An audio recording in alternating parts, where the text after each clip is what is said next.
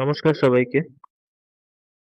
তো আজকে আমি ভাবছি যেই বিষয় নিয়ে কথা বলবো সেটা হচ্ছে যে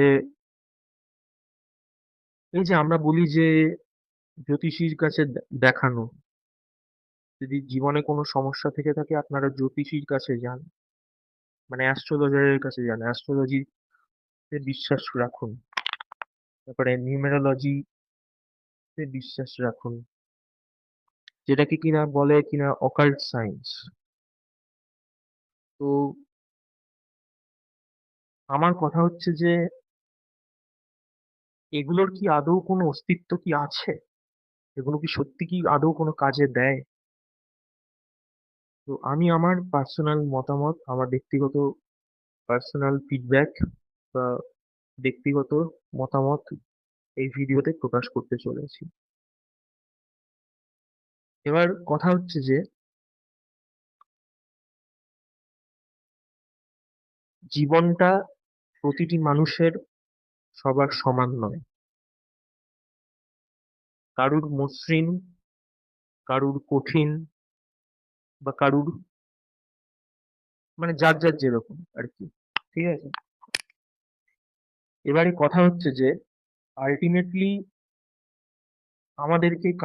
আমাদেরকে কে সৃষ্টি করেছেন? সৃষ্টিকর্তা কে? উপরওয়ালা, ঈশ্বর। তো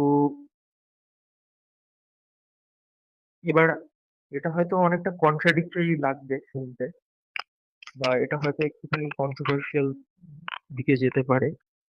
কারণ অনেকে এবার হয়তো বলবে যে আমি যত পৃথিবীতে বা ভারতবর্ষে যত অ্যাস্ট্রোলজার্স আছে, যা কিছু আছে, নিউমারোলজিস্ট আছে, যা যত আছে তাদেরকে আমি অসম্মান করছি বা তাদেরকে আমি হেয় করছি। অ্যাকচুয়ালি বিষয়টা তা নয়। আমার মতে আমি মনে করি যে এইসবের কোনো দরকারই নেই। কারণ সবটাই সৃষ্টিকর্তার হাতে, অর্থাৎ উপরওয়ালার হাতেই ছেড়ে দেওয়া উচিত। এটাই কাম্য আমি মনে করি। কারণ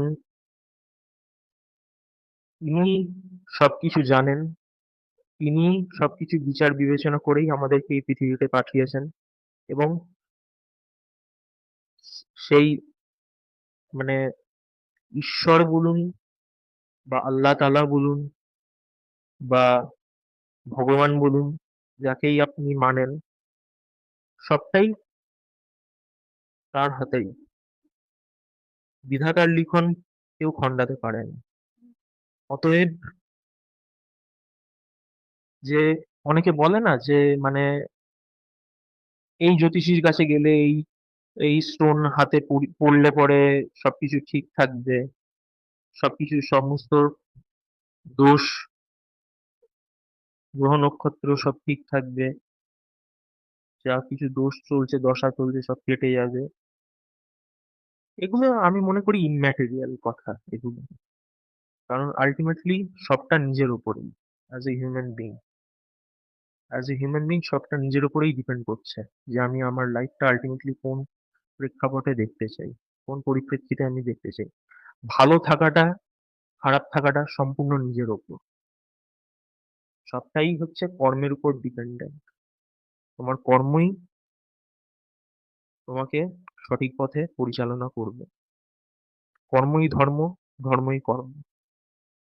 মোদ্দা কথা হচ্ছে সেটাই। Thank you.